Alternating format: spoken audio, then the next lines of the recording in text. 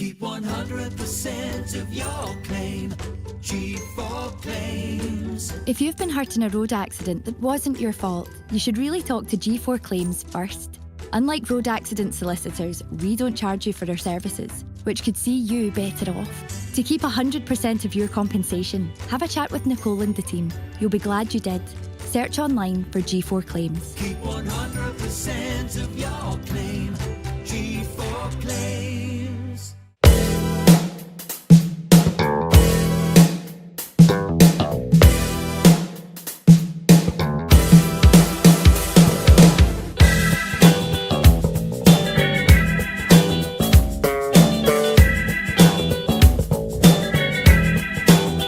Ladies and gentlemen, welcome back to the Sellik the Thunder podcast, episode number 39. Craig Bellamy, did he wear that for Sellik? I feel like Craig Bellamy's a famous 39. I don't know. Who whatever 39s has there been? You know, think any of it's up your head. Nah, I think that's a Google joke. I'm sure Bellamy was 39. I could not tell you. I'm sure. I knew we were at Man City. And anyway, we're getting off topic. Welcome back to the podcast. Thank you to G4 Claims, as always, for having us in the wonderful G4 podcast studio. Currently beginning their second studio upstairs, so things might look a bit different soon. But we're here, and all of us in a way are rough. We're all in a slightly state of affairs. Callum, I'll start with you. It's the first time you've been in the podcast since the opening game of the season. You've been on TSF, but you've not been in the Celtic Thunder, and you've made a triumphant return in probably the worst state you could possibly be. Jay, I feel horrendous. Honestly, we'll try and just power through and persevere. You've got a public statement, if you know, to say you're sorry. I'm sorry for Nick that I'm in for the full episode, so if anybody's going to complain and give abuse in the comments, just go for it. Kieran, you actually seem a bit more upbeat than you usually would after a drink. I mean, I went for a shower, sorted out a wee bit. I mean, I still don't feel 100%, but it's just I need to try and look a bit more enthusiastic, I think, because I think a few of the people in the comment section have got this thing that I'm an alcoholic. Like, when is Kieran no drinking was one I seen, I was like, fuck me, I need to get my act together here. I know, I feel like I was looking through the comments after the live show, the Israel game, and like, dude at the bottom's looking rough or something. I was like, Christ, they're like, when's Kieran never no drinking? I was like, oh my god, we'll enjoy a drink, but you've recovered after, what is it you called it, your peace and corn dobby? Corn dobby. Corn dobby. I think that's fucking brilliant. Corn dobby. Corn dobby. For anybody listening at home, that's a piece of corned beef, which has now been renamed by Kieran as a piece of corn dobby. But we're all here, apart from one man who didn't manage to make it today, a Mr. Ryan McGinley. Man who was tweeting out emotional things about David Turnbull at 4:30 in the morning. Closer to 5, actually. I think it was 4:46. He could tell he sent that tweet from a kitchen just after somewhere near you after some fried conversation. That was my reply to the tweet. He was out of the game, and he's out of the game just now. He wasn't able to drive. He asked could I pick him up, I said no. So we're going to phone him later on to get a wee bit of his views, because he still wants to be heard. He's sad he's missing out, but look, the boy deserves a day off. You know, he's a hard worker. He is. He does put the graft in. He's there, he's every fucking where. He was on 67 Whale in fact yesterday. But here, listen, we're talking about Celtic. We're here to do the podcast as usual. After a couple of weeks off, the international break held us back a little bit. But Kieran, you know, it's nice to be back, isn't it? It's nice that the international break is well and truly over and done with. And Celtic are back and winning games. I mean, it's nice especially to come back, get the win straight after the international break, but to come back with no injuries, and as of yet anyway, but to not come back, I mean, compared to the state we were in last year after a couple of the international breaks, people come back riddled with COVID, and I mean, most notably gone into that Old Firm, which was, I think, a year ago today. But let's not bring that up. I remember last year we played Motherwell right before an international break. I believe it was right before the international break. Was that when you used to go to the Yeah, and we beat them 4-1 at Fir Park, and there was kind of a feeling yesterday going into that game, we spoke about it at TSF, that we could do something like that again and get a good win, and we did. The fear for me, Callum, going into this was we got the win right before the break, and I thought the break was going to be... So I want to hear your take on it, because I've gave my opinion multiple times, so I'd like to hear another voice on it, and I guess both of you can touch on this, but I'll start with you, Callum. There was two kind of schools of thought for me heading into this international break. It was either going to hurt us because we were off the back of that win at Aberdeen, it was going to halt that sort of momentum, or it was going to be good for Celtic because we had 2 weeks to kind of collect ourselves, get a little bit fitter, and allow players to work on what they've been getting better at under Ange Postecoglou. What did you see yesterday? Do you think it benefited this international break coming at that time? I think it's a bit of yes and no. Obviously, yes in the terms that it's good the fact they managed to get players away, they get game time into themselves, and they've come back fit, ready to play. But in the same sense, you never want that break. As you say, once you've got that result up at Pittodrie, a late goal, you think, right, let's just kick on, let's keep going with this momentum. So it's a bit of a pain also for us to be a bit not stagnant if it was held back. But no, I think the best thing is just the fact that we managed to get the result. Well, let's talk about the result, because it was a big result for Celtic. A win for Celtic is ultimately what we needed. A lot of people have been getting on the back of Ange Postecoglou. A lot of people pointing the fingers at different things already, and especially in the media and opposition fans, drinking it all in. But yesterday, Kieran, an away win, it felt like that might have been the first comfortable away win. But I can't remember the last time we had a comfortable away win. I know we've not had many away wins to talk about. And domestically anyway, of course. Honestly, could we maybe go as far back as that time we beat Motherwell? I really can't remember off the top of my head the last time we had a comfortable away win. Yesterday, from start to finish, Kieran, I thought we made it look easy. I really did. I know. I didn't think Motherwell obviously had a few times where they broke on the ball, but I didn't think we were under too much pressure yesterday. I don't know. I feel Motherwell have had a no bad start to the season, so I was sort of cautious as well. I did think Aberdeen would have gave us a harder game at the two, and obviously they did, but I don't know. It's just one of the ones you don't want to get overconfident after, especially the fact we've only won before that one away game in however many months. So it was always going to be difficult, but I don't know. I feel like we made a good account of ourselves yesterday from start to finish. I mean, some players that had to get thrown in, like Bolingoli, at the start I thought, oh Christ, here we go, but he actually played quite well yesterday, and I think a lot of people are now going to be calling for him to be the starting left back, but I suppose that's another topic of conversation, isn't it? It is. We'll come on to that. Bolingoli deserves a lot of credit for his performance yesterday. I think there's a lot to talk about in that, because that left back position is obviously one that we've been questioning since the start of the season.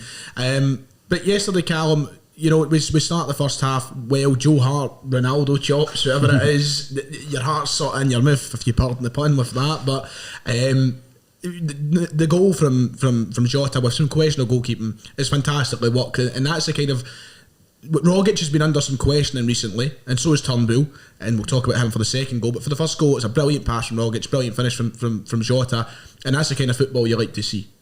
As you said, the ball through from Rogic, he just slides it perfectly into his path, but a questionable goalkeeping towards it. For Kelly, I mean, other than that, I thought Kelly had a good game. He did pull off saves that you'd sort of expect him to, but Jota does take his finish well, but in the same sense you'd expect him to put that away for the angle he's left. For a left winger, it's quite impressive, isn't it? I mean, I like him. I really do like Jota. If it's the kind of opening exchanges we've seen of him in the Celtic starting 11 and such, it just seems like a player. Is it too early? A lot of people are already saying spend the money. Is that jumping the gun a wee bit? I don't know. I mean, you could say in the grand scheme of things it probably is, but I mean, people are just getting excited to actually see a player that's willing to pick up the ball in the wing and try and attack a fullback and actually do something productive with the ball instead of just passing it back. Because for too long at Celtic, that's all we've seen, especially on. Well, I mean, El Yunusi was decent last season, but it's been a while since we've had a player that properly gets the fans pure excited. Because even El Yunusi was.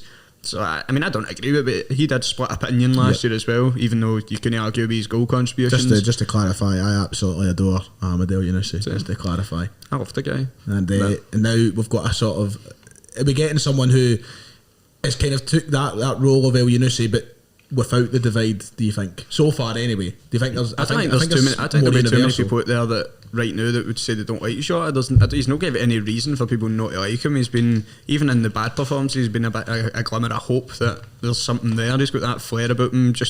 He's just the kind of football player that gets fans excited. So I think it's kind of hard for. But I feel like he's got that flair that El Yunusi didn't, so it's easier for him to. Easier on the eye, do you think, maybe? He's got that. I think he's got the advantage, I think, especially has over El Yunusi. And once again, I clarify, I love El Yunusi. This isn't me throwing El Yunusi under the bus. I think the one major advantage is Jota's got the pace of a winger, whereas I think El Yunusi didn't have the pace of a winger. El Yunusi had brilliant technical ability as well. He had an amazing technical ability. I think a lot of people want their Celtic wingers, though, to be incredibly fast. And I think El Yunusi, that was probably the one aspect of his game that he missed. He was a bit more, the way the kind of pace he had resembled more of a centre forward to me rather than a winger, and that's what maybe held him back from getting so many people behind him, because he wasn't as quick. But you look at Jota and Abada now, fantastic. I want to talk about Abada yesterday's crossing, man. Do you notice it, Cal? The right hand side, the crosses were awful, and it wasn't just him. I think it was the crossing altogether yesterday was quite poor, and that's something Celtic need to work on.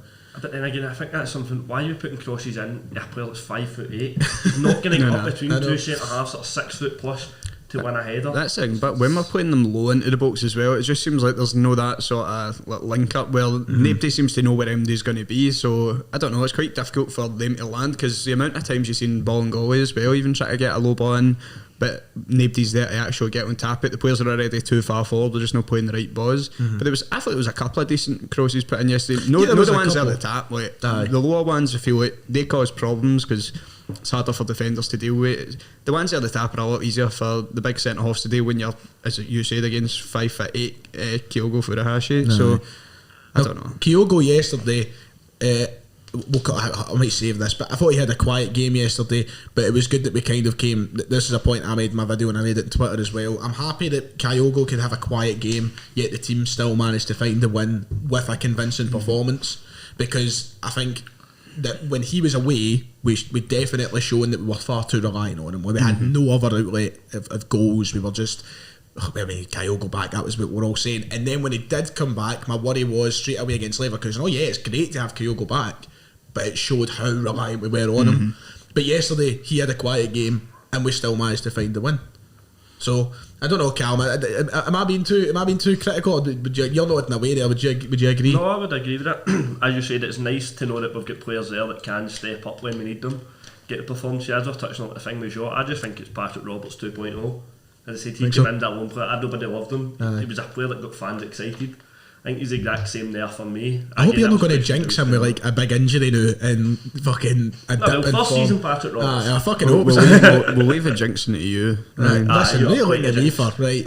What have I jinxed this season? Have I jinxed anything so far? I think I'm clear of all jinxing this season. I probably predicted like a Celtic win and we've been beat. There's only been the one that was McGinley with McCarthy. Aye, McCarthy strolls the league. Christ. James McCarthy, I don't even want to talk about him on this show, to be quite honest. But I think maybe the only thing I've jinxed non-Celtic related this season would be saying that Hearts were going to have a stinker. I said Hearts weren't going to have a great season. I thought Nielsen was going to get found out, and here they are, second in the table, beating Celtic, taking points at Ibrox, fighting well. So maybe that, if you count that, but I think I've been clear of it. I think I've been okay. I don't know. Let's go into the second. Oh, actually, Willie Collum. What the fuck happened there, man? What happened? Pulled his wee calf muscle. But he looked fine. Like, did you see when they were like, I don't know about how you were watching it at home, listeners, because obviously the game wasn't televised. I was watching on his goal, or his goal, whatever you want to pronounce it. How do you pronounce it? I don't know. I go with his goal. This is like a paracetamol sort of thing, isn't it? Because I say his goal and I say paracetamol, so that would make sense. Paracetamol. I was annoyed. I was annoyed yesterday. The advert. I wasn't qualified for the advert. Over 30s they were looking for. Those Russian singles. Stevie's a man. In your family. Oh Christ! I wonder they must be fucking all over the place because they're advertising quite a few. But I call him going. I had no idea what was happening because there was no commentary on his goal. There was none at all. So I was just trying to guess what was going on, and then I had to go on Twitter, and they had a clue. My suggestion was Neil Lennon running on the park, shouting "Get off me!" They can't look fine. They looked alright. I don't see why he went off. I held up the game for a good 5-10 minutes, getting to half time, and then we get an. I think to say look here for me, both halves, it was good that we got goals early, and the same in the second half. David Turnbull was frustrating a lot of people yesterday up until that goal, and then he shut everybody up. Are you glad he got that goal? Aye, because obviously you're glad. What a stupid question. I'm not going to be your raging on that, but what stupid. Are you happy that Sellik scored and won the game? But I mean, he was coming in for criticism, and some of it was deserved, to be fair, because his decision making in that first half especially was absolutely honking. The amount of times he could have played somebody through and he's waited too long and he's made the wrong pass or he's took a shot and I'm like, what are you doing? But then he's took a shot in the second half and he's scored an absolute worldie. So I don't know, did they pay off? I'm hoping that that's maybe the catalyst for Merida to pay off, because last season, as you said, Hunters had daisy cutters and he was getting them in, and I mean, we were heavily reliant on David Turnbull last season. A good few games were won. I remember Aberdeen at home was won by him scoring a goal like that, so I mean, you don't want to become reliant on stuff like that again, but It was a brilliant finish. What do you make of Turnbull yesterday, Calum? I think Kieran summed up there. First half, it was very frustrating. There's one he breaks through. It's a brilliant wee bit of link-up playing. It's between him, McGregor and Jota. They get a fast break, get the park. He's got Jota run into the left, just play him in. So yesterday, but no, he turns and hits a shot and drags it wide. It's one of the ones you're sitting pulling their It was so. Is this the first half you're talking about? Aye. The annoying thing was for me, it's like he does well with a break. Everybody's in these areas, and it's not even just the fact he doesn't pass. See if he had the shot and he thought about it a bit more, it would. It's like he hits it on his stride, and it's not what it just. He comes off at the wrong time altogether. He doesn't generate enough power behind it. It doesn't look as though he's properly thought about it. As you said, he drags it wide. It's a proper daisy cutter of a shot, and it's just a waste of an opportunity. And that was really frustrating. And it sums up so far this season. And a lot of people have been critical. And McGinley was obviously getting emotional about it at 4:30 in the morning. Yes, he got a brilliant goal, and I hope that's a catalyst for more. But there is big questions over him this season. I think so far he has been proper frustrating for me.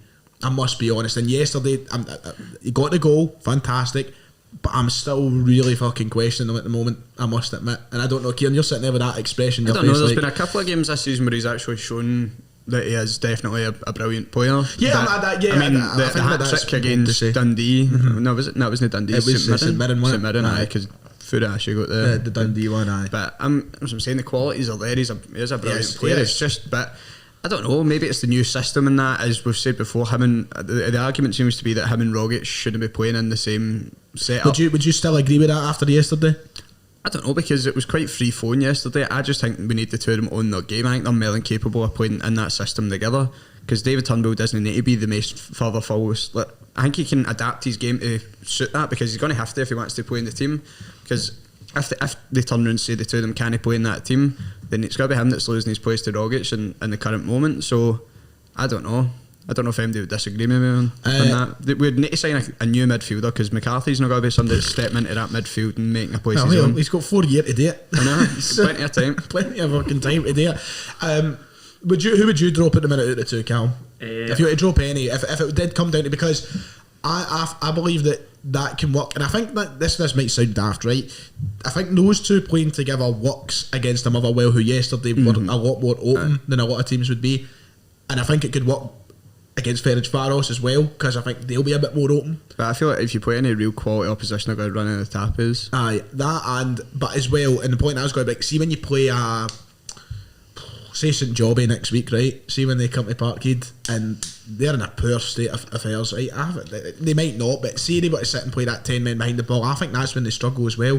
I don't know. I just feel like when they play a real tight team, those two struggle to play against them. I feel like with Rogic, but he's got technical ability to get through it. But at the same time with Turnbull, I don't know. Turnbull has always got technical ability, but I feel like Rogic has just got fucking silky feet, man. It's unreal. So who would you drop at the moment, Cam, if you were to drop any of the two? In terms of keeping the same system, I think I'd have to say I'd be dropping Turnbull. The only thing that I'm saying everybody like sort of jumping on at Turnbull is, see if he didn't do as well last season, I don't think everybody would be criticising him as such for having these poor games. I think also, as I said, how heavily reliant we were. He set the bar that high, that's what does him in. I think, as you were saying there with Rogic, look at him the other week at Pittodrie. When he comes on, he takes the ball in a tight bit of space, turns, gets the pass off, leads to McGinley getting an assist. I think for me, as I've said, there's nobody that I think you can drop any of them further now, but because this is like a hypothetical if we had somebody that would perfectly fit the system in January, if we were to go out and sign somebody, but at the current moment it's going to need to be that midfield three, and I think it could work for the most part, but it is going to frustrate a lot of people, because you're not going to get all three of them on their game every week. As much as we'd like to, it's just not realistic that we're going to get that all the way through to January anyway before we can sign him. In the context of fairness, because I don't want to sound like I'm going all in Turnbull here, let me be clear, Turnbull's a brilliant player. I think that you touched on it well, Calum, saying that he set the bar so high. I think we just know how much a player Turnbull could be, and I know I'm the one that's coming mostly negative here on Turnbull's part. I'm not saying put him, bin him, get him out of the team, and I never want to see him ever again. I just feel like there has, in my opinion anyway, my personal opinion, I feel like there is more he can do and there's more he can offer, but I'm sure we'll see that. A couple more before we move on to talking about the Europa League and everything else. A couple of big conversations from yesterday's game. What about two players, Volleyball and Golly being one of them? The big question saying the big statement now, a lot of people saying he shouldn't be dropped as the left back. Of course he's not eligible He's going to be for dropped Europe. on. He's got to have to be dropped on Tuesday. But in terms of league football, Callum, what did you make of Bolo yesterday? And what do you make of him going forward? I think And when I say going forward, I mean in time, not going forward attacking wise. no, I thought he put in a good shift yesterday. As I said, I think also he's not been in the team for so long. Obviously, his stuff last year and such. He's played a wee game here there this season. I think, do you know what? See, domestically wise, just keep playing him. As I said, obviously, can't play in Europe, play Montgomery there. But I'd say the rest of it, even when Taylor's fit, I'd still keep Bolingoli in there. I think the talk is it's going to need to be a big debut for Scales on Tuesday because aye. I'm pretty sure Montgomery was injured for yeah, that game at the yeah, weekend. that's right. So that's why Bolly had to come in. So whether he's going to be back or not, so it could be a big moment for Did you see, Liam right, Scales. I want to bring this up. I went to go on Twitter about it, but I didn't want to seem two-footed. So McGinley put up a tweet, obviously, I don't know if you've seen it, he put up a tweet with his wee fucking weighing scales thing I know. soon. I And feel then- can work that out. I and was then only sat there some- going, what does that mean? weighing soon, but somebody what was going for a weigh-in. Somebody put in the replies, have you got the photo of the arm Aye. shot in the sheet with scales? And then McGinley replied with a Where photo. photo you can make it hang on that. Yeah, there was no fucking chance You put anybody that was hanging making. under you put that hanging under a fucking microscope to read that one, honestly. Like, there was no chance you were reading anything off that. Who the fuck said that you can see scales on that sheet? I know I'm a specky bastard, right? But come on to fuck. Like, There's no way they could read it was them on blurred that as sheet, I well. know. Like, how was anybody reading that? Blind bastards. I know. you know. So if you're out there and you're in that comments, you're saying, "Oh, look closer" or whatever, show me. Just a shot of your specs, man. mine's clearly only doing the trick, man. Mine's are obviously fucked. But Bolingoli, yeah, I thought he had a solid performance yesterday. And See, like, Bolingoli, like, at the start I was a bit questionable. There was a couple of shaky moments, just wasn't taking the ball forward, but I feel like he grew into the game a lot more, started actually charging for the ball, and even defensively, like, it was annoying me, but was it the first half? It was the first half, and every time they were getting the ball, they were getting a throw in his side, Yeah. they were getting in behind them straight away. I was like, but he was managing to close them out quite well. Aye. But it was just annoying me. But then he started actually making some good tackles, taking the ball off people. I was like, that's actually what you're wanting for a left back, being able to stop them from even getting up the wing, just make the interceptions. do you think like the kind of the moments you're talking about there though, where there is, say, from a corner, and there is a HDMI on the end of that, I was wondering, but you know, do you think that those sort of moments where he is letting somebody in behind or something's went wrong, it just comes down to the fact he is a little bit off the mark when not playing any football? He's not match sharp. I mean, it's just you can't expect him to be. He's been sat in fucking, I don't know, Spain. social Siberia. Social Siberia. He was, where was he? Istanbul for a year, and then he was injured for quite a while. He was injured for most of it. Yep, he that's got right. injured pretty much right away after like, maybe 10 games or Yep, something. and he was out for the season, wasn't he? I don't know. I've not got any. Like, I mean, you'll get some people that are still holding the grudges about last season and like flew to Spain for a wee night away. For his night print coat. Good on him. But I don't know. I feel like people. I don't know. There's a lot that happened last season, and I feel like people were not in a position now to be. To judge. We should get over it. I know. Another play yesterday, Callum. You wanted to talk about Carl Starfelt. What did you make of him yesterday, and what do you make of the kind of the praise and the credit that he's getting on Twitter at the moment? I know Kieran's got something that you said in the car on the way here that you probably add on, but I'll start with you. No, I thought he started to grow into the team where he's playing a lot better than has he started, but then as I said in the car, he couldn't have started much worse. Game at Hearts had an absolute howler. I think everybody thought that set the tone for him going forward. I think the praise he's getting now, I think he deserves it from the way he's been playing, personally. Also, I don't know for yourselves. I don't know if I'm on board with the fanfare that's been about him This is recently. good. This good. There's a genuine difference in the table. I like this. Go on, son. No, it's not that I don't think he's been playing well. I just think it's as well as people are suddenly making it. I don't know if the bar is that low that we are now accepting the bare minimum is fucking brilliant. When last season, like, oh Christ, when things were at the lowest of the low and somebody would do something slightly good, everybody's on Twitter getting oh yes, and I'm like, Christ, this is the point we've got to. I'm not saying we're as bad as that now, but I don't know. I just still think that defence gives me the absolute fear still. Like it will improve as they get more games under their belt. They've played together a lot more frequently, but I feel like out of the two, him and Carter Vickers, I mean, people would originally think, oh, Carter Vickers is going to be the one everybody prefers, a big unit. But I mean, Starfelt didn't have a terrible game yesterday, but I'm saying there's dodgy moments in the both of that, they two at the back. And the big debate now is who's going to be getting dropped when Julian gets back. And I've said it on this podcast before, the amount of pressure that's been put on Julian's shoulders to come back and be Van Dijk is unreal. Because honestly, like, we're all expecting him to come in, sort this defence out, like, sort these bastards right now. Big Julian's in that dressing room being at that. I know.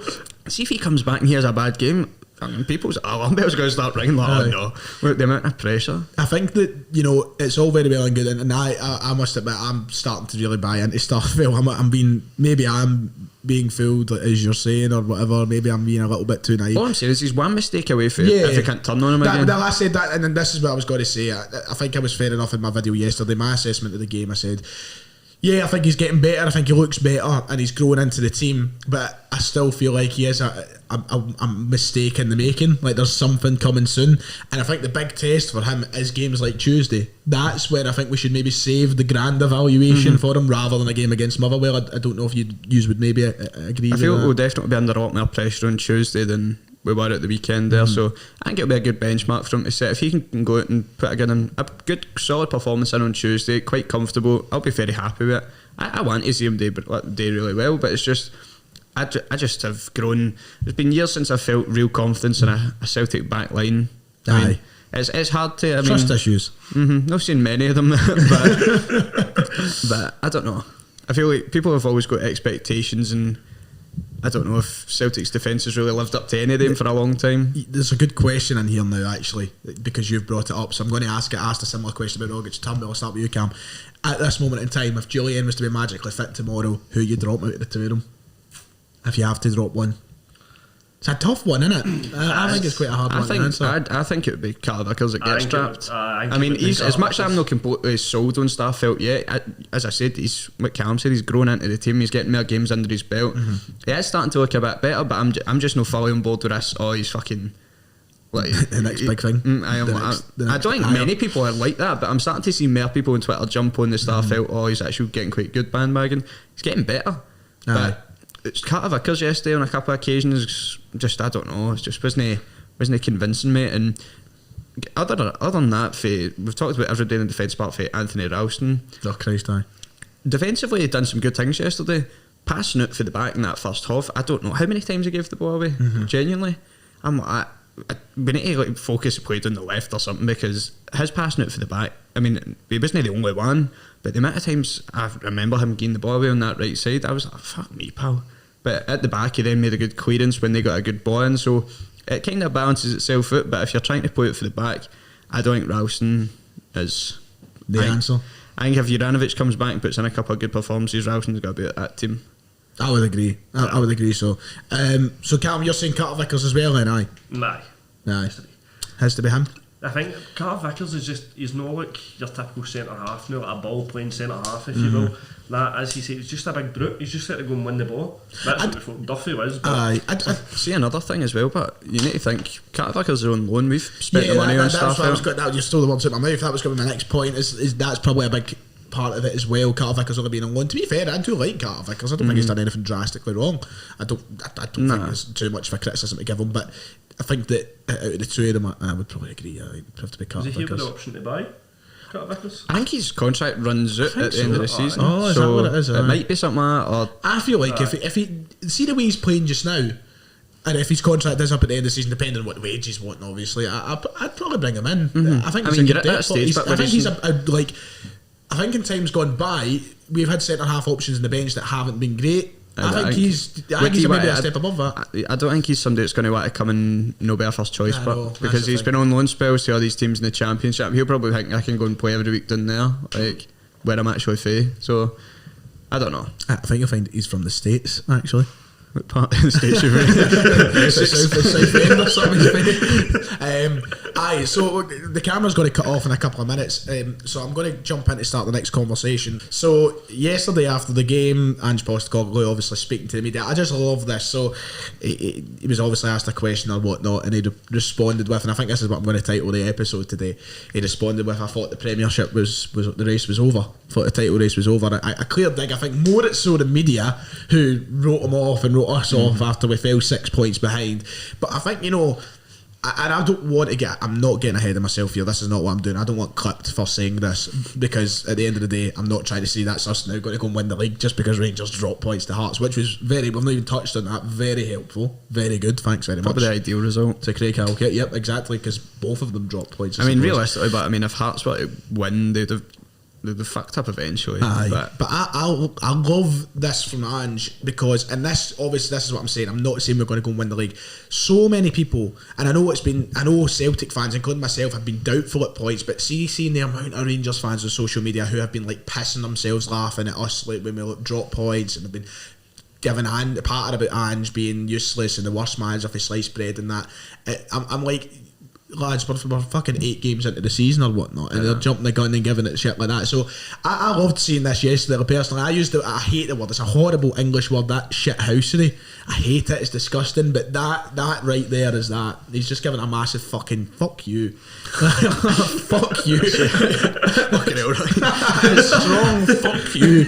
And I love that. I mean, the big man's been funny in the media. We know that at times, and he's hut out with some good lines and shit. But Callum, it's good yesterday seeing him give a wee bit back, and being now only 4 points behind is massive for us. Definitely, I think, as you said, him giving that bit back, like we've seen it, basically his first few press conferences, they said, do you think it was like a step above? And he was like, I've managed Australia, like, what are you talking about? The World Cup. It's good the fact he doesn't take shit, he'll go out and give his side it as well. No, I can't stop thinking about it now, that they people up there, they'll know your friends. They're your friends. Fuck, I forgot that. No, but like, you know, it's true though, because Callum, there were so many people that wrote him off, and I think it's, you know, we're of course in a rebuild, and I think the majority of Celtic fans were going into this season, including us at this table, knowing that quite well winning the league was going to be hard this year. But there's been so many folk that just suddenly, you know, you lose a game. The 2 games we've lost, right? Ibrox and Tynecastle. Pretty standard And games. Levy. Oh shite, 3 games I've lost, sorry. But 3 games we've struggled with in the past, and everybody's suddenly throwing them down the well straight away. So do you think that the more that we hear Ange coming out and battling like that, do you think the fans will rally around them a bit more, wanting the success? You know, obviously we want success, but the only people I feel it was a very tiny minority of the sport that were getting on his back. I mean, Celtic fans were a fickle bunch. I mean, yes. As much as people like to say they're the best fans in the world, not a fucking no. Genuinely, like, people like to bum it up. The Celtic support can be absolutely toxic at times, and we've seen it on European nights as well, even in the stadium. Like, just, I don't know, I just feel there's obviously going to be that small portion of support that no, he's always going to have to come in and win the league. I'm like, realistically, you've seen Nick we were left in last season. As much as we all want to go out and win the league this season, realistically he's been left with an absolute shit show in his hands. So I mean, what I said at the start of the season still stands. I just want to see clear signs of progression that we're moving forward, and obviously it closed down the points gap big time last season. If we go and win the league, then fucking brilliant. But I'm not saying that's the be all and end all for this season. And you had people at the start of the season, pure reactionary, knee-jerk reaction when we got beat half Hearts, like, no, we need to win the league, fucking. I'm like, otherwise he's out. I'm like, well, so you're saying if we show very clear signs of progression and we were just to miss out on the league this year, you still to get it? Do not give me up, man, honestly. Piss off. As I said, fuck off. Just get a big fucking. Well, something I was actually going to bring up there, and I completely forgot, because that was quite a good wee tangent you went on, Kieran. I quite like that, but there was a question I had in the back of my mind, and it's just completely. We were talking about the away losses, and it's gone. It's away. Question away. fully away. Aye, right. So I think that's pretty much everything in regards to Motherwell been touched on. I was thinking about the state we were left in last season. Did you see Lennon on fucking Sky Sports and international break talking about Northern Ireland game? Christ almighty. What is he like? What is he was saying? He was hitting it with everything that summed up the Celtic last season. He's like, disgraceful. Absolute lack of self-awareness for that prick. Again, as usual. I hate him. I just despise him. So there's honestly, fuck you. We're at this stage now, but where it's been long enough that people are, well, I don't know how they can forget he's only on our telescreens every 2 seconds being a fucking dick. But people are starting to do what I said they were going to do. If it's been left long enough, I know Lenny was near that, but you watching last season with your eyes closed and your fingers in your ears. Like, some of it, people, I love it. I think I brought this up in my last podcast, but I'll bring it up again just for the sake of it, because I don't think you were on it, Kieran. There's some of it, see, every time I tweet the get off me video, that's shocking. He had a drink. We've all had a fucking drink. Like. Honestly, see, at the time, man, I was getting people hounding me for a lot of that, saying he was never to darken our door again, and that's shocking because now he's got a drink problem like that. So you've seen one video of him out on the piss in Newcastle. He said a bit too much. This is when the pubs were And, set and up here I'm as getting well, called on mind a you. bassa for these old bastards on Twitter saying that I'm a fucking disgrace and I should get marched up the Celtic way. I'll fucking see you there. Brilliant. Absolutely fucking brilliant. No, because did you hear as well that the story? Who was it?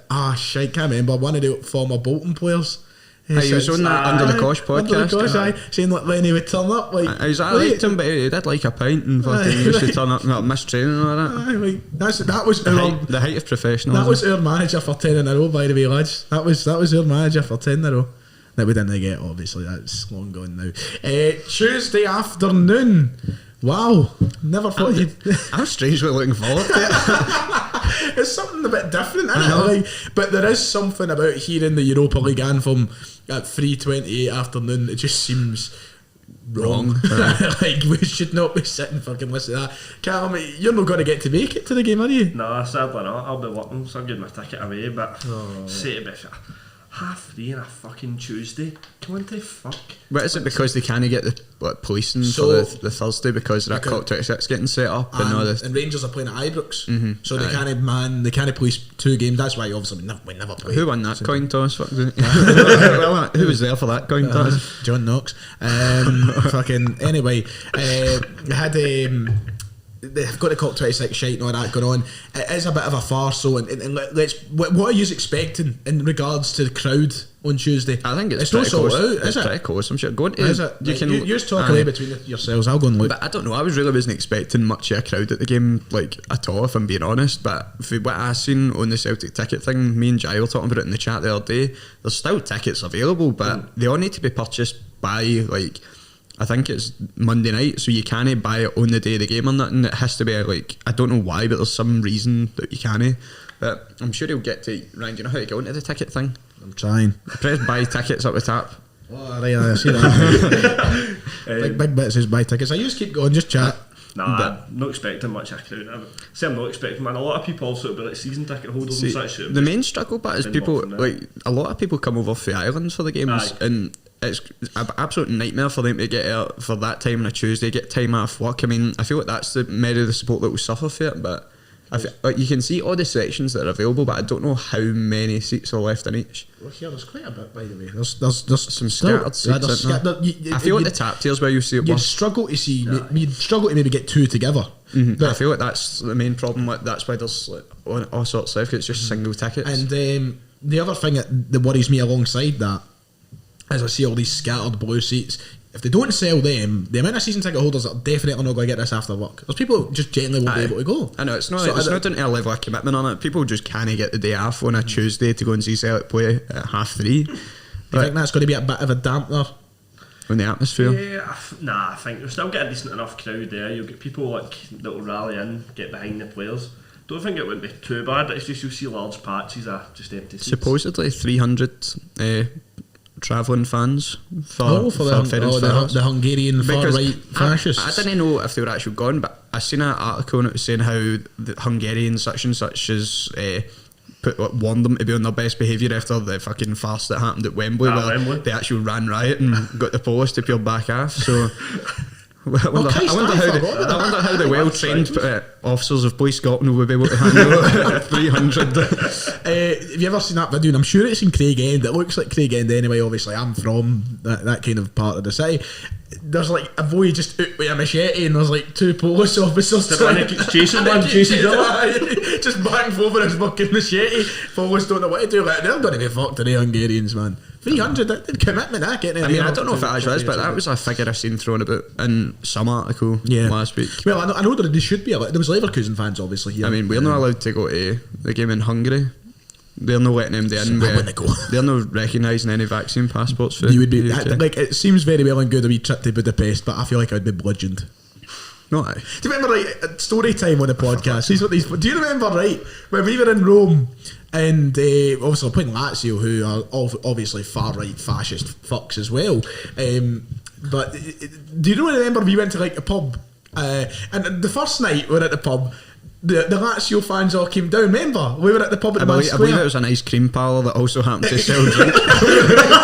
Sorry, we were in an ice cream parlour that happened to sell alcohol, and the Polish, the Lazio fans all started coming down the street, and the Polish had to like create a barricade. No, but that's the thing, they never even had to barricade them, they just stood there staring. People were walking past and I nothing was remember, happening. I have no shame in saying that I went down to the cubicle in the toilet and hoped for it to blow over. Me and Mark and You were sitting giving it the fucking we're all sitting singing the Celtic song. And then remember the actual night of the game, we got back to, I think we went to Place just up for the ice cream parlour. Another confectionery place. And somebody was telling us a story, apparently like they were chasing them after the game, or the road the buses were going down or something. Their bus broke down or something, but I like the driver just got out. It was a pure setup. Imagine that your driver just gets out like that. He's tapping on the window. Locks the doors, start getting shaken back and forth. But that's the thing, because my ma was like that. See, when I told her that I was on a bus that actually broke It was down, broke down, they aye. thought, like, did you get chased after? I'm like, no, it just broke down. It was like a tyre went down or something. We had to walk it. I was like, we are getting I murdered was here, man. fucking shitting myself. I was fucking shitting it, man. It was some laugh. Cam, you must be gutted you're not going the away trip with us. You know, gutted. Wasn't invited. That's record, isn't it? Can I go somewhere you're not invited? That's a good fucking answer. No, see, to be fair, having just started the new job, I think it would be very hard to get the time off this lunch, but right, I'm not going to be here for that week, so I'm buzzing for it. We need to do that. I'm going to take microphones and that out of Germany. We can do it. Who in the comments is going to Cologne and wants to see Ryan lock himself in a confronted with Far right, a bunch of what is it? right-wing fascists come down here and start their nonsense. We're getting so off topic, but I love Speaking it. of that, so did you see the one last night with the boy Martinez? No, I don't Striker? think so. Played for them last year and left, went to Inter. Uh-huh. They played them last night. Lazio beat them 3-1. See that Oh, Lewis did he? Felipe, the centre half. Aye. He ran up, started jumping around Celtic. See the proper, like, what's his face? Martin Keane. Aye, They aye, destroyed that's that run up right, like aye. these days. Ref had to come up and send them off. That's brilliant. I'm like, good on yourself.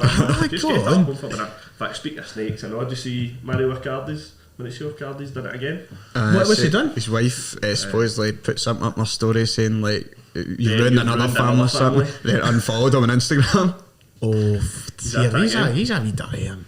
The Lee Griffiths. The Griffiths of a European football. Oh Christ, he's still at PSG, aye. Aye. He's still there. Played Christ, all night. Christ above her. Snakes everywhere. Can't trust any cunt these days. That's like proper Snapchat story stuff. Wee knife emoji at the end. Can't trust any cunt these days. Won't be on this. If you need me, text me. Aye, so Ferencvaros on Tuesday then. This is, Kieran, we've spoke about this in great depth before. Ferencvaros, by the way, for some context for people who are listening in just now, they're coming into this game after a loss at the weekend. They were beat 2-1 by a mid-table side, so not a great result. Funnily enough, only found out in the last episode of TSF, their manager's actually Peter Stuger, former Borussia Dortmund and Cologne manager. He was, honestly, fuck me, I've never seen worse football in my life than me. He was doing a cracking job at Cologne from what I remember, and then it was Peter Bosch who was in charge of Dortmund at the time. Peter Bosch was sacked because he had a horrible opening 6 months, and they brought in Peter Stuger to steady the ship for the last 6 months of the season. The ship well and truly sank. Well and truly sank for under Peter Stuger. I'd never realised though he's the Ferencvaros manager. So they have got a manager who's been about. He's I think he was at Austria Vienna after he was sacked from Dortmund. So yeah, they've got a manager. They've got a team who are capable. They were in the Champions League last year. Kieran, we've spoke about this so many times, but is there a danger of underestimating this mob?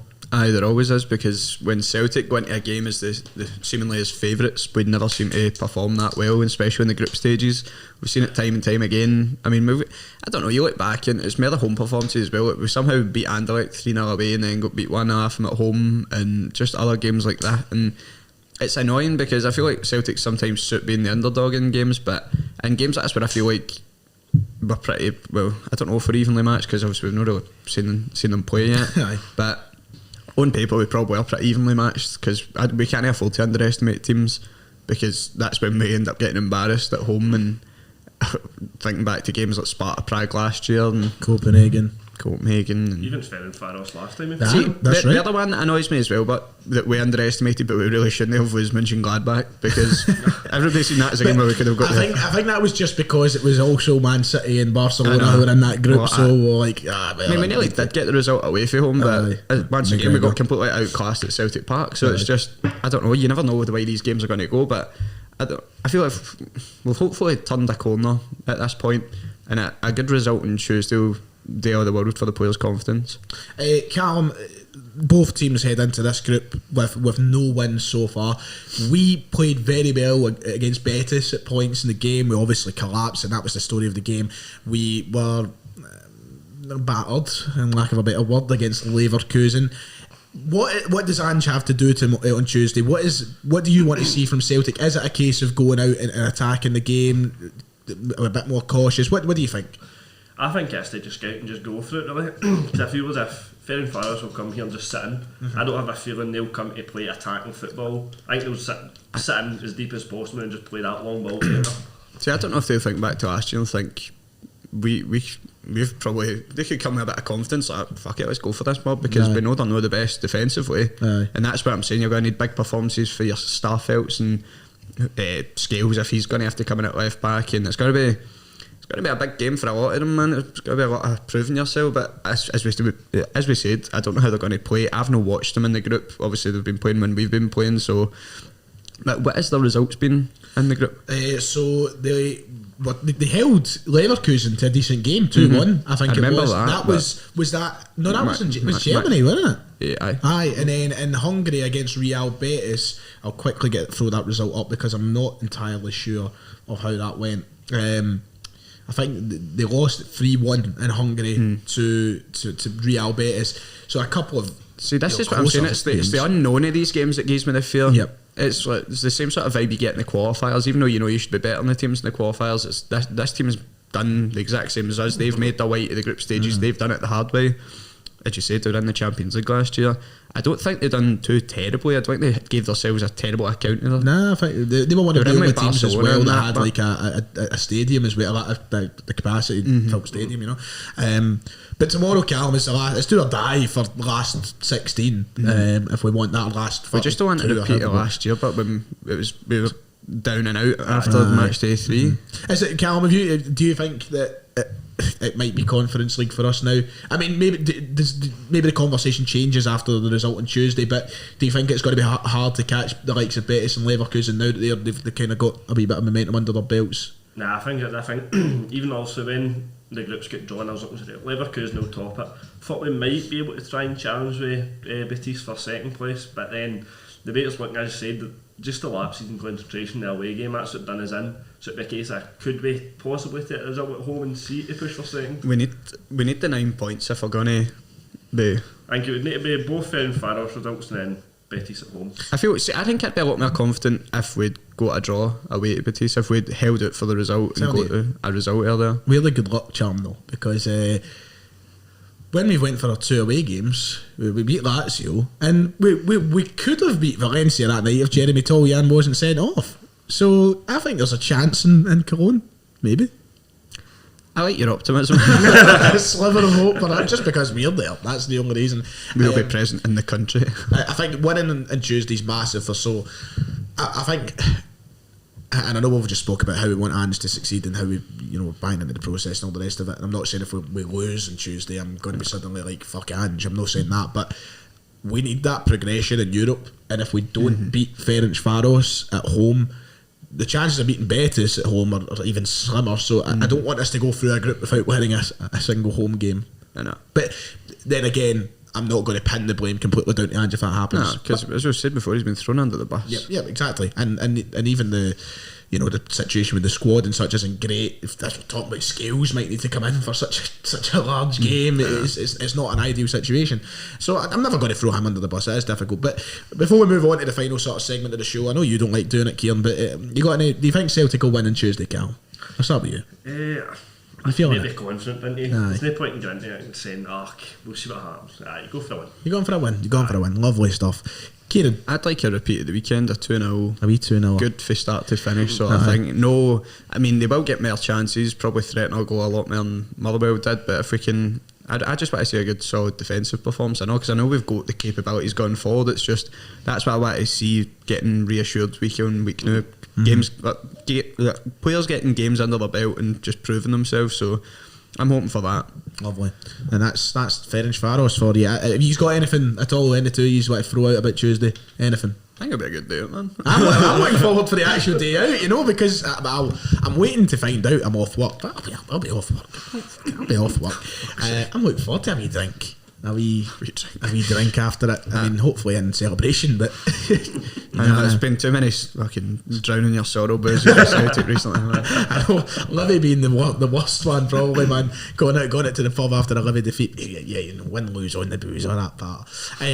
Right, we'll go into the Twitter questions and then I'll get a hold of McGinley very quickly because we've still got a quiz and that to go. We've got 50 minutes into the show, so still got a bit of time. So let's tune into this and I'll do as I usually do. I'll give one quick, well, you can chip in if you've got anything, but I'll kind of give one to each person, and then if you've got anything you want to throw in to the one that's not been yours, just feel free.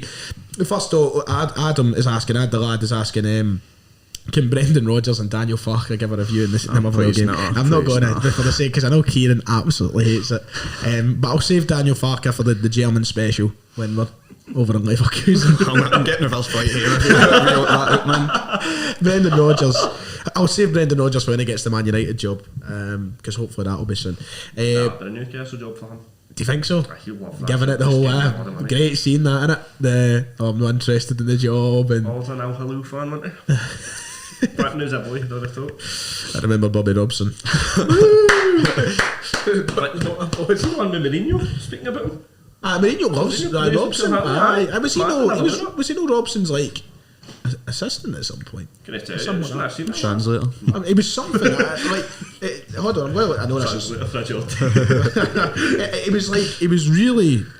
Bobby Robson was Barcelona. He was the translator, was he not? Oh, is that what it was? Brilliant, fantastic, lovely. I remember Bobby Robson. Jordan Carlin, is it Carlin? I'm sure it is. I just see a Jordan anyway. JC67. He's asked. I'll start with. We've covered this actually with Starfield looking better game after game.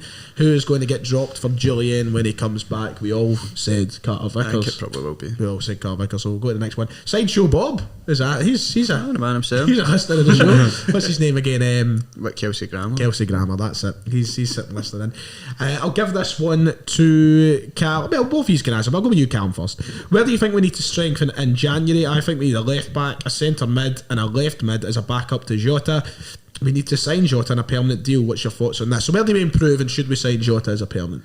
I'd take another centre half, maybe two more centre mids, like main base centre mids, like what McCarthy should be doing. Aye. That's so as what we touched on earlier, the Rogic Turnbull switch out, and then I would go for another left mid because I mean Mikey Johnson's big biscuit hits at the minute, isn't he? He's came on yesterday for a brief cameo, didn't do much.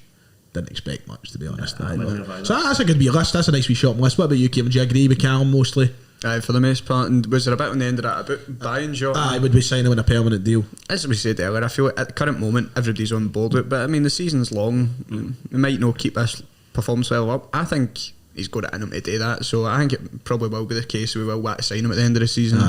Hopefully it's not a case of if he wants to accept it, he's played that well. I'm looking forward to it. He's just what a player. Gorgeous as well, just what a man. Some heat of hair. Some heat of hair, Georgie boy. Right, Kieran, does Abada keep his place when Forrest comes back? Asks Greg.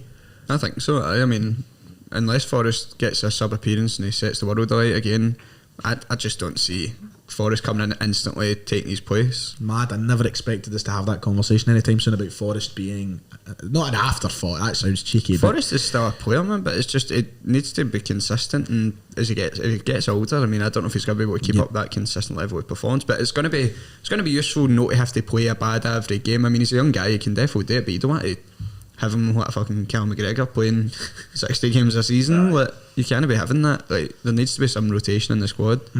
Would you keep Abada in the starting 11 as well, Cal? I would. I think the only way sort of Forrest comes in, pushes the way back in, seeming to had that sort of like spell where he was just scoring constantly last year, scoring for Scotland and that as well.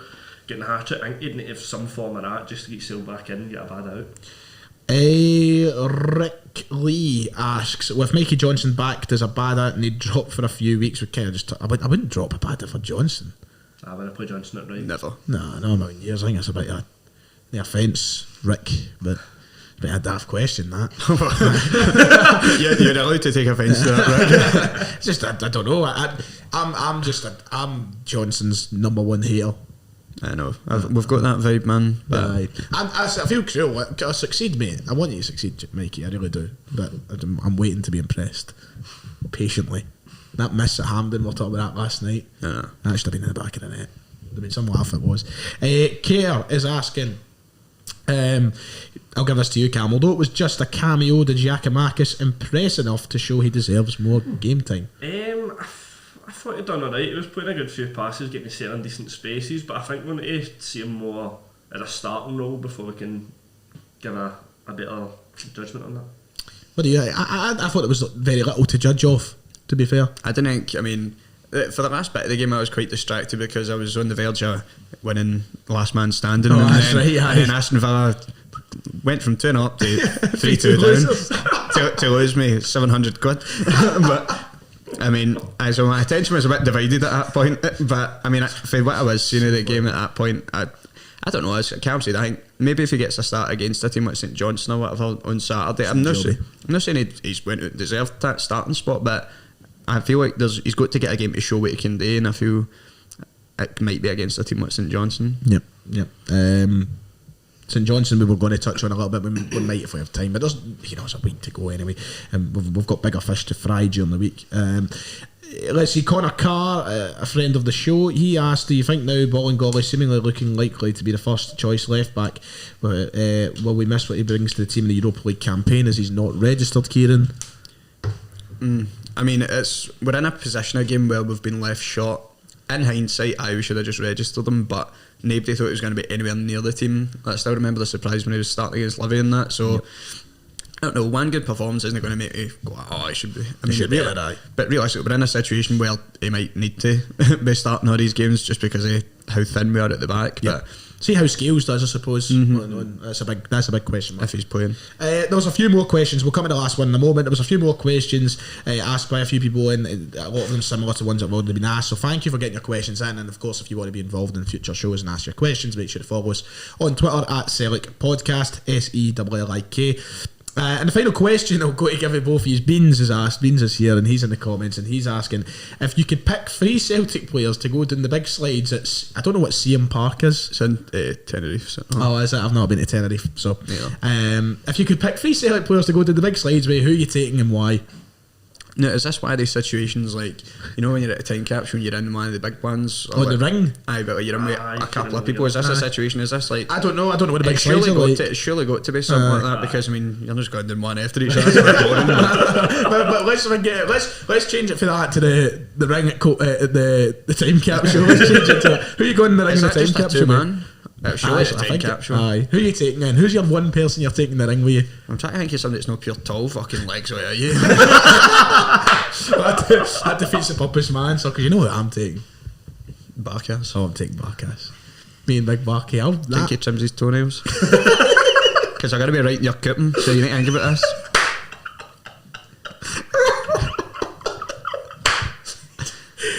Imagine it to wear like the aqua soaks or something. Wait, he's got Verikas or something. Oh, what the fuck, man? Oh, Jesus Christ. Fuck me. Oh, well, you're beginning to put me off, Barkas. I'm sorry, Barkas. I mean, he doesn't see me cut his hair, so... I know. Big hobbit feet. Wolverine toenails, man. I did not expect that. I'm going Barkas, so who you taking? Oh, fuck me, man. I'll go Jota. Jota, going down with Jota. I mean, I'll be the worst looking person in the 2-man thing, but... What would you? I don't know, you need somebody that doesn't look that good with a tap off, don't you? So you look at a bit reasonable. You're not taking Ralph, and he's got a bit of build about him now. No. He's a wee fat bastard. James Forrest, he's been sitting about doing fuck all so I can order him. He'd get his arse lodged in the fucking ring. Superb, right, superb. Right, let's go into the last bit of the show. All the cameras away. Forrest, he's arse lodged in the ring. I can't stop thinking about this slide. I'm surprised nobody said Sorrow, just smiling the whole way down. A wee Kyogo even. I thought somebody would have said one of them. Let us know, who would you go down the ring with? She'd be down at the bottom trying to pick up the plasters with Barkas. I can't believe we've just accused Barkas of having bad foot hygiene. Just because he's not got a shot back. Man just likes his hair the way it is, right? Right, it's time, we better phone him because he's fucking choking to get on, man. You know what he's like, he needs to be heard. So I'm making sure I've got the right one turned up. I'm going to go and phone the one, the only Ryan McGinley. I don't even know what I'm going to ask him. We've touched on everything. Ask him that question. You'll be asking him, of course, right? Ryan McGinley's new number, I believe this is him. Oh, I'm not connected to the Bluetooth. Do I need to be connected to the Bluetooth? I don't know. I'm not too sure how all this technology works. You see, I'm still a bit. I'm a bit of a Luddite. I'm a bit of a Luddite. So apparently, you press this.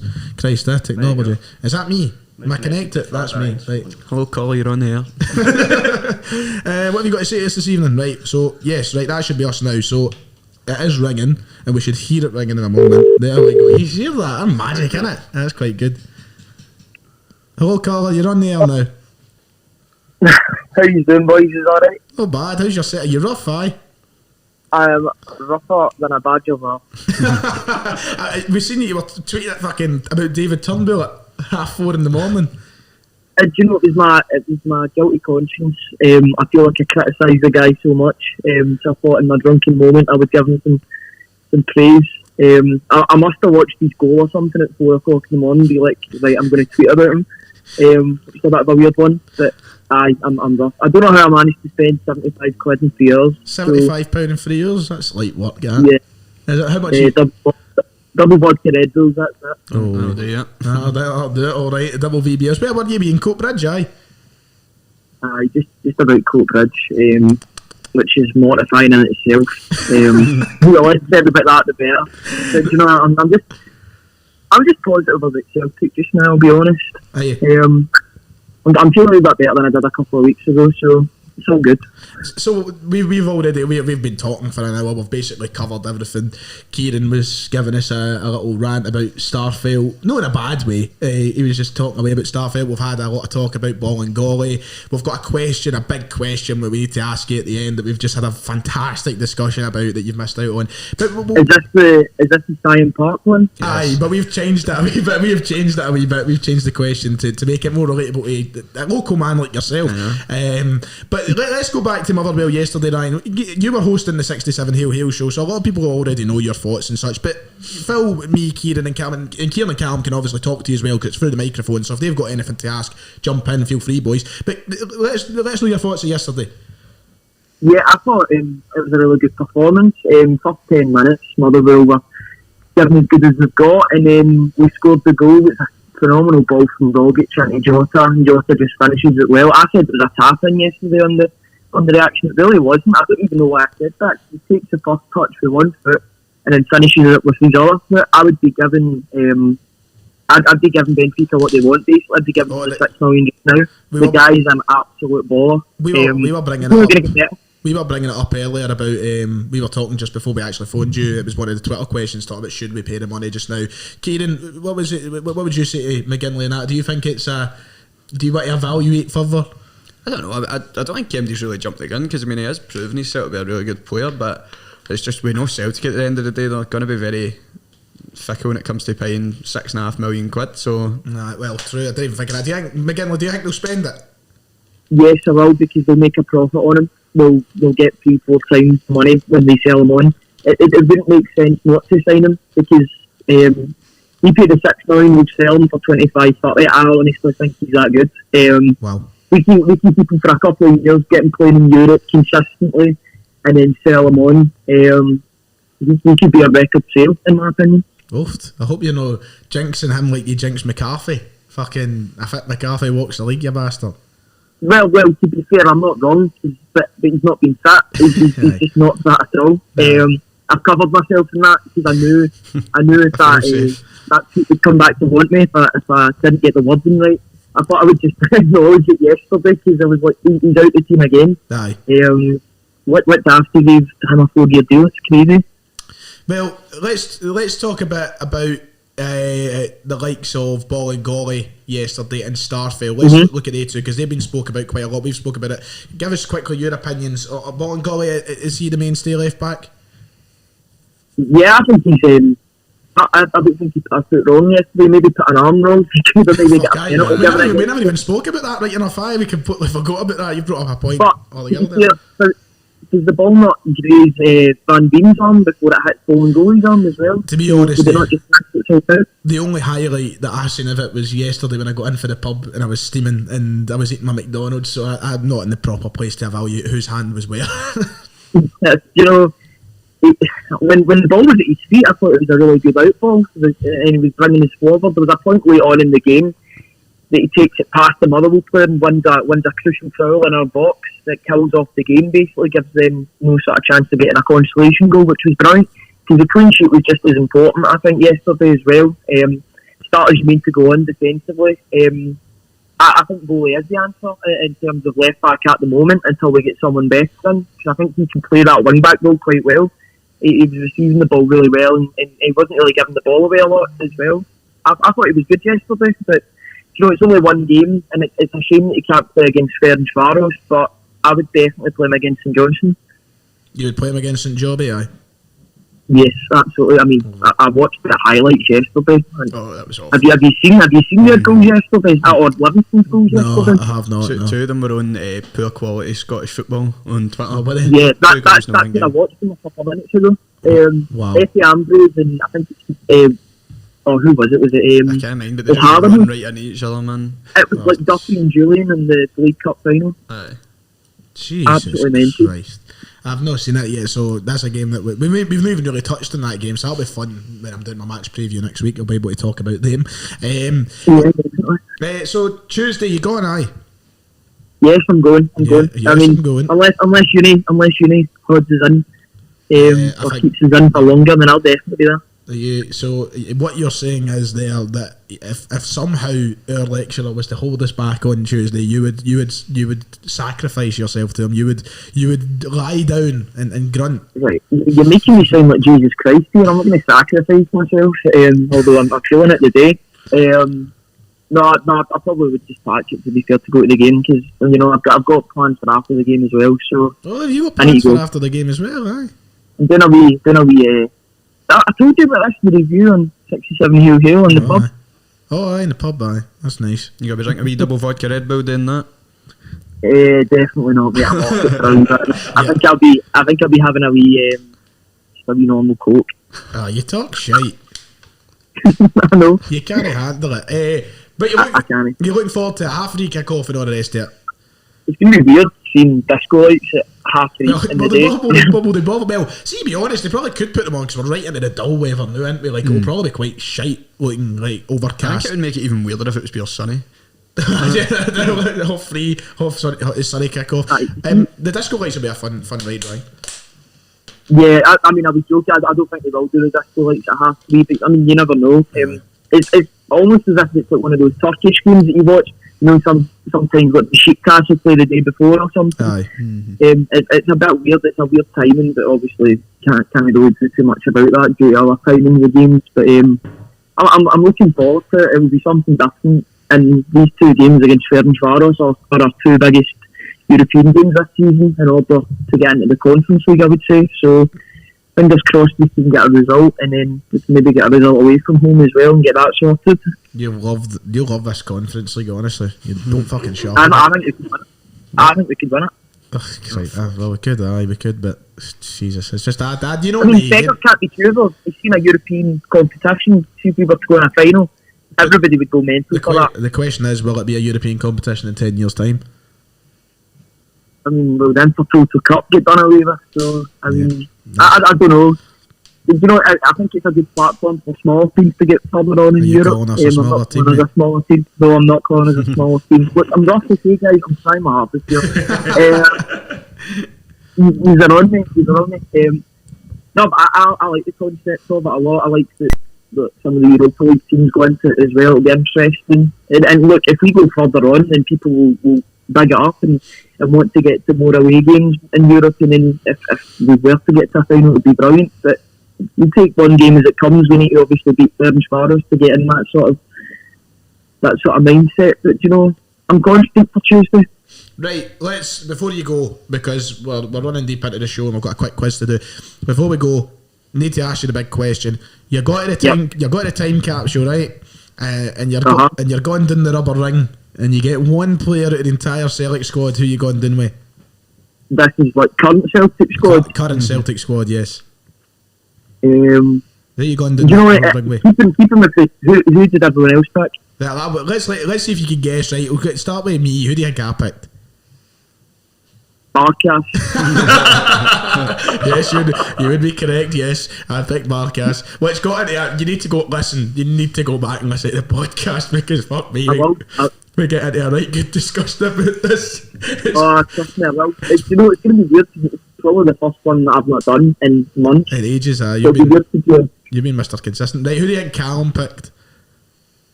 I'm not too sure. See, none of us have got a mad weird obsession with players that Callum, you picked James Forrest, didn't you? Just to hold his head under the water. He picked Forrest too. I think get you put into the time capsule anyway. Although I don't know if you can get away with that anymore. And then who do you think Kieran picked? I don't know. Keep in mind, Johnny isn't here anymore. I don't honestly know. Yet. Yeah, Christ, wouldn't be able to fit in it with him, fuck's sake. You picked Jota, didn't you? Jota, you picked Jota. Right, so who you pick? Who you going down that rubber ring with? Bowley. Christ. Whatever redemption season is on, either Bowley or Starfelt, one of the two. Bowley might try and shag you. Wow. wow. Really says it all. Are we booking Malaga when we get back? I hope so. Right, Ryan, it's been a pleasure having you on, lad. I'll probably end up having you on a show or something during the week, or you'll be on next week's anyway. So it's been a pleasure, mate. Thank you for joining us. No bother at all, boys. Enjoy the rest of your show. You do have a nice. You have a nice day, son. You have a nice day. Cheers, guys. See you later. So that was McGinley. He's there and he's always there somehow, even if it's via the phone. But it means we better move on very quickly to the last segment. And I've not got a Sellik song back on this yet, so this Who Wants to Be a Millionaire, innit? What's the best television theme song of all time? Let's go. Well, I suppose game show wise, I don't know. It's not something I think about. I'll warm up to actual TV shows. What's the best one ever? Do you know what one I've always liked? Murder, She Wrote.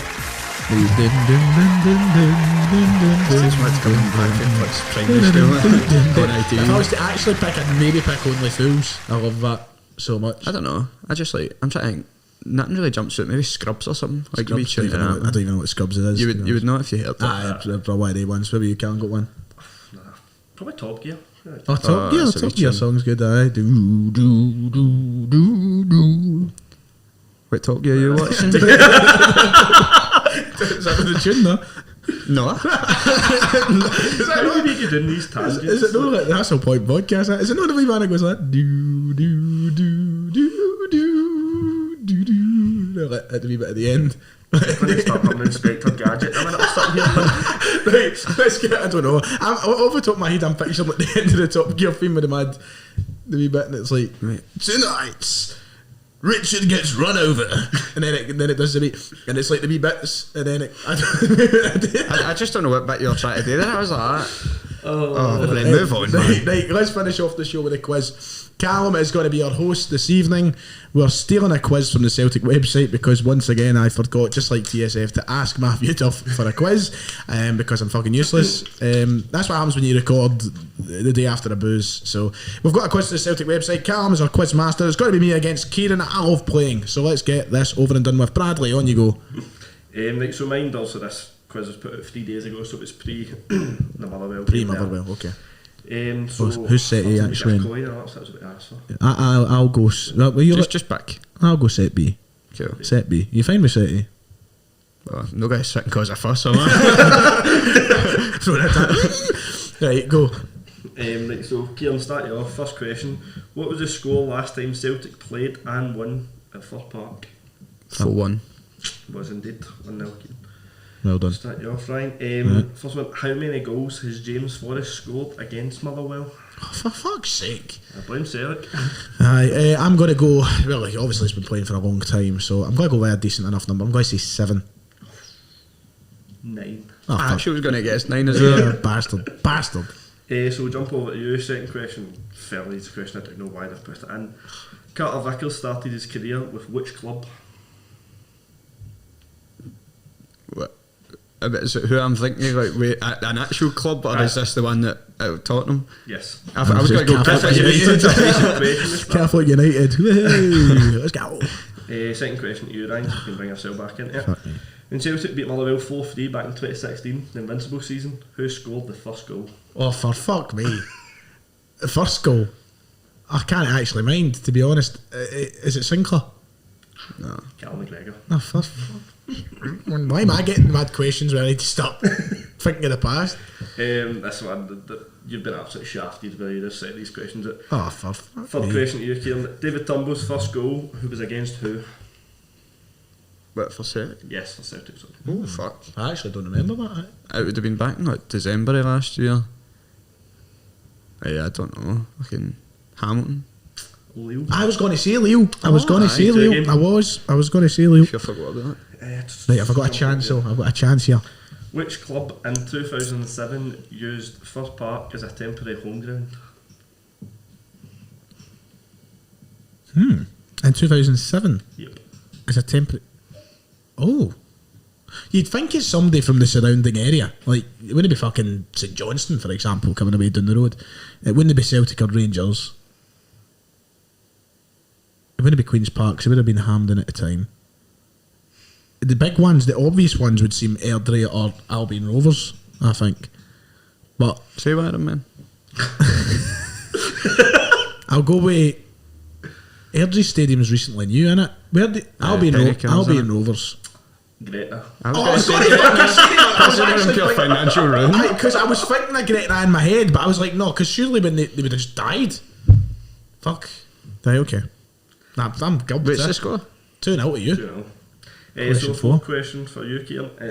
Tony Watt scored a debut double on his first start for Celtic against which team? Motherwell. There you go. Yeah, I keep it playing. So I actually fucking won then. Aye, Aye, because I can only get 2 now. It's can play for a bit of pride. Fuck me. So your fourth question. Sorrow's only goal for Celtic came against who? I miss Matthew Duff. Dundee United. There you go. I miss Matthew Duff, I really do. And last question for you, Kieran. That James Forrest made his first team appearance coming on as a sub for who in 2010? Oh, Well, who they come on for?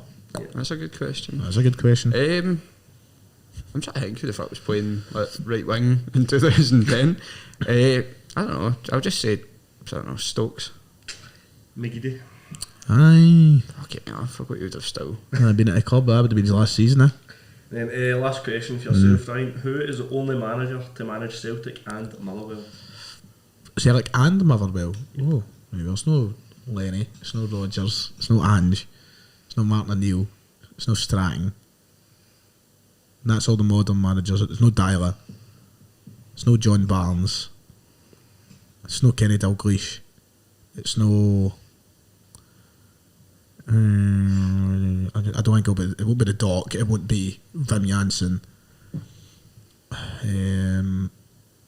Louis McCarry, Liam Brady could be one of the two. It's no Billy McNeil, I don't think. It's no Jockstein. Won't be Willie Mealy. I'm process elimination here. You see, it could be Jimmy McGrory, I suppose. Could be. I'll go with Liam Brady. Davy Hay. The one fucking name I leave out of that entire fucking list. Here's a rundown of Celtic history. If you know the history, so well done, Kieran, mate. You're the winner. Right, can I chuck one out there just as a general There you go. Also, I'll try to get the number 39. Who's the last player to wear 39? Oh, did you look this up? Aye. Who's the last player to wear 39? 11-12 season. Is that last time 39 was worked? Who wrote it then? We'll work this one together. I'm going to bring it up there. I've got my look back. That's good. Good thinking. Good thinking. Who was the last player to wear 39? Jesus, I'm trying to think of somebody running about at 49 with that. Maybe Paul Simon with it. It was not. Don't know, I honestly have no idea. Why the Twardzik twins? Andre Blackman.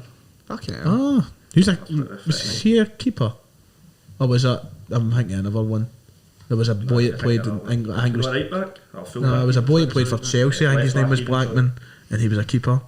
Because I always remember did a Chelsea career a load of years ago, and he was in my team. That must be who I'm thinking about. That's ringing a bell. But there you go.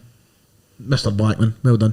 And that's us. That's the end of our show. An hour and 20 minutes in. A long one today. We said before we started, Kieran's like, we'll fit this one in an hour. Keep this one for an hour. Here we are, an hour and 20 minutes later. Too many tangents, but Too many tangents. I love a good tangent. I love a good tangent. Kieran and Cam, thank you very much for joining me this afternoon. Thank you everybody who's been listening to the show on either Spotify or YouTube. If you are watching on YouTube, please make sure to drop a big like on the video below. And also make sure to hit that big red subscribe button. The content is free. You're subscribing for free. And you'll get more of these podcasts every week when there's no international break on anyway. If you're on Spotify, make sure to follow the show and follow the TSF network. And follow us on Twitter as well at Sellik Podcast. Everybody's handles will be in the description to follow individually as well. But for me, Ryan, Kieran, Callum, hail, enjoy Tuesday, have a drink if you can. If you're going to the game, if you're not, apologies, but that's COP26 for you. Fucked us all. And we'll see you all next time.